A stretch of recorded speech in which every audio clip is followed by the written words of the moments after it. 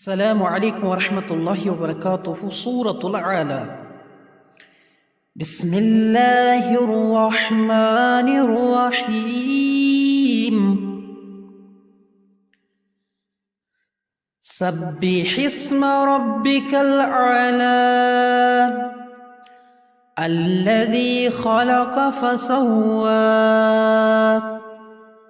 والذي قدر فهدى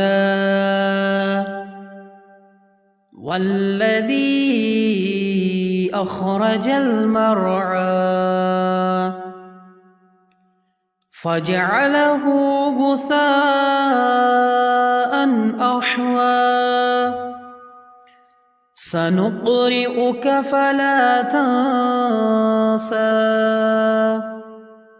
إلا ما شاء الله إنه يعلم الجهر وما يخفى ونيسرك لليسرى فذكر إن نفعت الذكرى سيذكر من يخشى ويتجنبها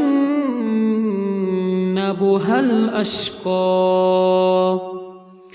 الذي يصلى النار الكبرى ثم لا يموت فيها ولا يحيا قد أفلح من تزكى وذكر اسم ربه فصلى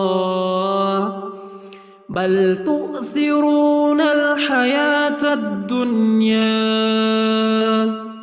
والآخرة خير وأبقى